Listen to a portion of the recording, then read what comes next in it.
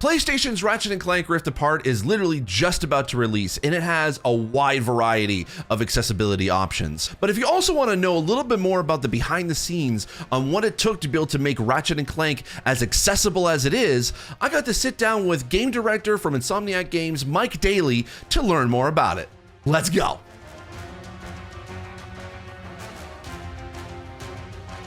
Hi, I'm Steve Saylor, I'm blind, and if you're wondering how I'm able to play video games if I'm blind, if you take a look at the video here, and if the video is not there, click the link in the description down below to see exactly what I see when I'm playing video games. Ratchet and Clank Rift Apart is one of those games that has an amazing set of accessibility options. If you want to know more about my thoughts about the accessibility of the game, I have an accessibility review here on this YouTube channel. You can be able to click the link here or in the description down below to be able to see that. But today is a special video because I got to sit down with Insomniac Games Game Director Mike Daly to learn a little bit more about the behind the scenes of what it took to be able to make Ratchet and Clank Rift Apart as accessible as possible, including talking about what sort of learnings they had from making accessible games such as Miles Morales and the SpiderMan remastered game, as well as what sort of learnings they had from other PlayStation studios to be able to help influence how they made this game as accessible. So without any further ado, let's jump into the conversation. All right, well, Mike, thank you so much for joining me today. This is actually kind of like one of the rare times I actually get to be able to interview and talk to developers about accessibility. So thank you so much for joining me today. Oh yeah, my pleasure. Obviously, accessibility is important to this game, so I'm glad to be here talking with you about it too. That's awesome. Thank you so very much. So let's jump right in. Essentially, I mean, Ratchet is almost as of next year, will be a 20-year franchise, and it's one of Insomniac's oldest franchises. So what inspired the team to make Rift Apart as accessible as it is?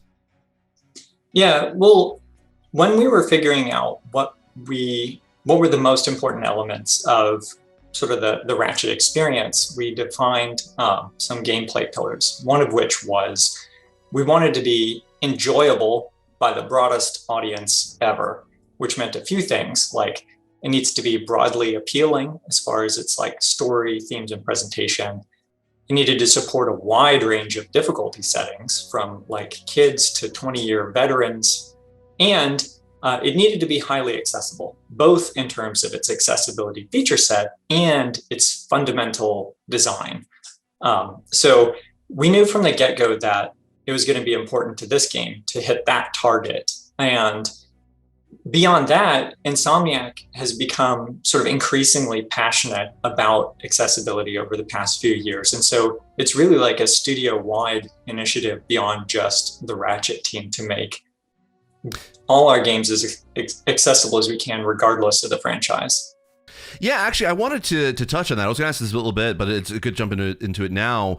Obviously, yeah, with both the Spider-Man remaster and with Miles Morales, there was a lot of leap forwards in regards to accessibility. I know that the original Spider-Man had some actually pretty decent accessibility even for its time, but you're able to like really increase that to a very large degree in like I said, the remaster in Miles Morales. So what were the learnings that you took from making those games accessible that you were able to integrate into Ratchet? So there were two big things I think that came from Spider-Man. Not so much explicit learning for the first one, but as we were developing our accessibility feature set, we had other projects in mind, and so we designed it to be portable. So one of the huge advantages Ratchet had was that we got to fold in a lot of existing accessibility features and then focus our development effort on expanding them and adding more. So basically that sort of foresight all the way back during Spider-Man development already helped a lot and informed this game's accessibility feature set. I think the second biggest learning from seeing how well Spider-Man and Miles Morales did was just the reception to the accessibility feature set. The fact that we got to see so many gamers play through the game and that they were so vocal about how it helped them really made it a lot easier to invest more in accessibility. Like it made it clear how important it was. It stoked up the team's passion for it. And so that was a big boon to us as well. Like it made it really clear how important accessibility was. Yeah, and I want to thank you and the team for that, because I think for me, SpiderMan really resonated with me as a disabled player. Like even playing it originally when it first came out, it was it is still like the first and only game I've been able to platinum on the PlayStation, and I really applaud the team for wanting to be able to not only, like, yes, your accessibility learnings were very new and when you were making that game initially, but I love the fact that you were also made the trophies as accessible as possible and fun to be able to do. I had a blast just searching for all of the backpacks and trying out all the different things that to be able to get that platinum trophy. And I was way back in my YouTube channel a couple years ago, I put out the reaction of when I first got the platinum for the first time, and I was able to time it up just right, where when I ended the game and I rolled credits, that's when the platinum hit. And it was such a huge moment for me that when I jumped into Miles Morales and I saw all the new accessibility options in there, I was really excited. And so far, I'm still one trophy away from the platinum, and I have to be able to play it through again on New Game Plus. That's the one, so I'm gonna definitely do that at some point. But I love and applaud Insomniac for being so far the only studio I've been able to actually play and get the platinum for it. And if you don't mind me asking, was that like idea of making those trophies accessible as part of your accessibility plan for those games, including Ratchet? So the trophy design for this game wasn't handled explicitly by the accessibility team, but I think we've done a pretty good job of spreading awareness of accessibility across the team and making people think more broadly about who's going to be playing and how they can enjoy it. And so to this end, it definitely was an intentional part of our trophy design for Ratchet to just say, we're trying to hit this super broad audience. We want everybody to be able to enjoy trophies. So let's just try and capture as much of that as possible, which meant sort of shedding some past conventional wisdom about players will only enjoy it if it's like a really hardcore challenge, which I think most developers even can look at that and be like, that's not for me. Like, I don't want to go through that rigmarole to try and get a platinum. Yeah, and you kind of like, that's kind of where accessibility can do its best work, is when it's available to everyone as broadly as possible. So that's amazing, and even though it wasn't explicitly for that, I still think that's still pretty awesome, and I'll count that as an accessibility win on our side for that, for sure. So jumping back into Ratchet then, so what were some of the challenges that you faced when adding accessibility into Rift Apart? Because you had a remake of the first one, obviously, in 2016. So what were kind of the challenges that you had when trying to be able to kind of update this franchise to a broader audience, but obviously making it so that it's still familiar to like actual longtime Ratchet fans, but then still making it accessible? Yeah, so it's interesting you mentioned Ratchet 2016, because I think that was a good chance for us to get our feet wet a little bit. Like, we're thinking in terms of like, we want younger players to be able to get into this franchise and play through the game. And we know that sort of the hardcore core gameplay is not super accessible in and of itself. And so we did a lot of experiments on how to sort of streamline the gameplay and make it a little easier to play, which I think was like kind of the first step on our journey, although we obviously had a long way to go. For this game, I think as we became more aware of how far we could take accessibility, probably the biggest challenge was just making sure we were considering and properly solving for as many diverse needs as we could, because in a lot of cases, we don't have expertise with those needs on the team. So this is where being a part of Sony really paid off, because Sony has accessibility experts in-house. They have a team dedicated to helping bring expertise to teams that need it. So that sort of filled in our knowledge gaps, put us in touch with a lot of subject matter experts. And Sony also has a world-class usability testing lab. which enabled us to find good test subjects and coordinate the logistics of getting their hands on early builds of the game, even during the pandemic. So I think we were able to overcome a lot of those challenges, as evidenced by sort of the final product. But, to me, the big challenge the whole time was really just being worried about what we didn't know already, like making sure we accounted for as many things as possible. That's awesome. And actually, I was going to ask about that. So, because initially my question was in regards to like, were you able to integrate or be able to kind of get resources from other PlayStation studios? But it sounds like that you were able to with its sort of the user research department. And because obviously The Last of Us is kind of been sort of the new basically most accessible game. Did you actually have any learnings from Naughty Dog that you were able to integrate into Ratchet and Clank? Yeah, I mean, a ton. It wasn't so far as being able to like share tech yet. Sure. But we were definitely inspired by how far Naughty Dog took accessibility for The Last of Us, and it directly inspired a lot of the features that we added ourselves. That's really awesome. And you mentioned regards to actually to kind of player feedback. What was how much did that sort of influence in regards to making Ratchet accessible? And can you give an example of one of those sort of like aha moments from user feedback that you and the team were able to work on? Yeah, well, so for user feedback, fortunately, we were able to do usability testing even for early accessibility features pretty early in the project. And when we go into these usability tests, we already have the game in a state that we think is like testable. And so we think we have our bases covered. Let's see how it sort of fares in the wild. And usually what comes out of that is not sort of like a eureka moment of a big feature we need to add, so much as this takes realizing the tons and tons of tiny little details and little polish elements that help that feature really work for everybody and really shine. So, for example, we were testing out auto aim, which is a feature meant to make it easier for you to get through combat if you can't find your enemies or aim as quickly or precisely as you need to.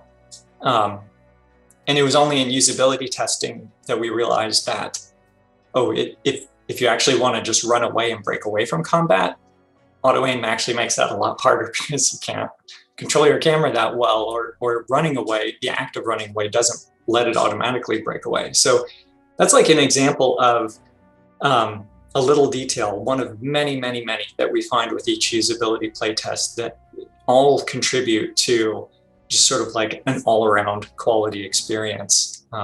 Though I guess one broad category that always comes up, and you think we would have learned by now, is improving sort of the size, position, timing, and wording of in-game training messages.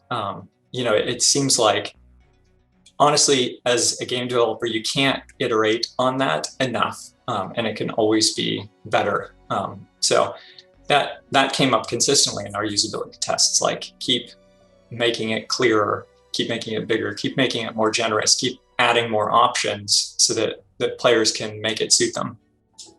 That's awesome. And yeah, when you mentioned auto aim, I'll even from my own perspective, it was kind of one of the main things I was able to use pretty much majority of my playthrough. And it kind of allowed me to sort of, because these kind of games generally I can't do super well in because of just how fast and how frantic the combat can be. And because you have to move around so much, it can be difficult for me to be able to aim and then shoot, because my timing is obviously a little bit slower. But with auto aim, what I loved about it was that I can basically just kind of like toggle it or hold it and just keep spamming the fire button, and then all I needed to focus on or concentrate on was just being able to jump around and dodge out of the way so that I wouldn't get hit or get swarmed by a ton of enemies. And so that kind of added to a lot of the fun that I had with this game and the combat, even though this kind of game is just something that I just normally would not enjoy. So thank you for including that, because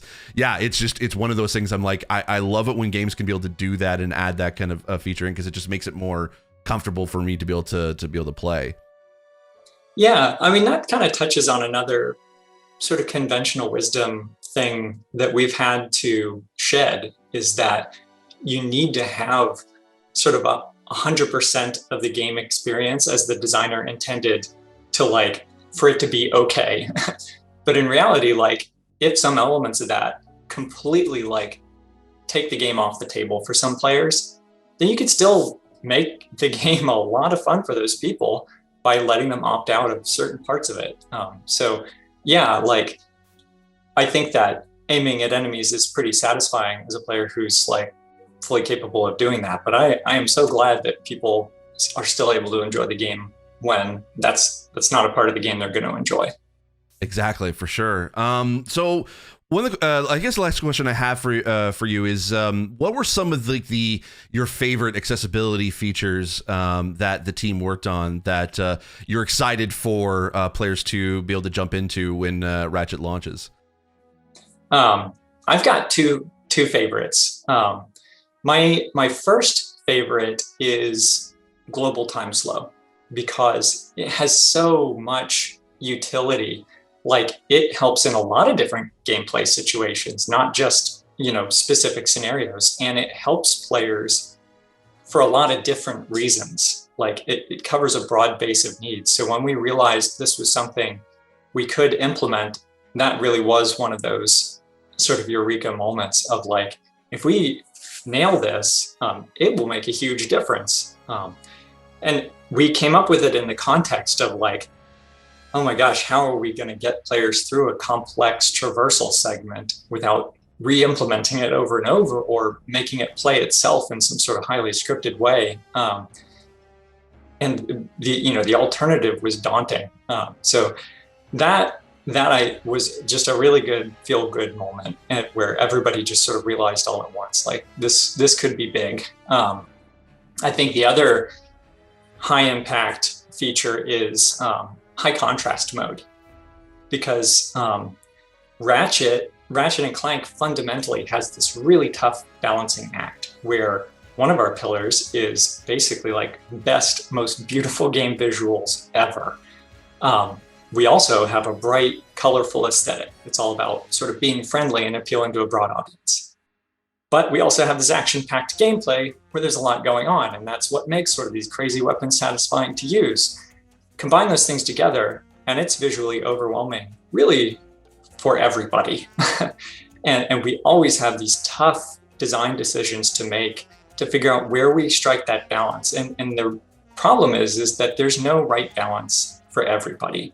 Some players would prefer more functional over more beautiful.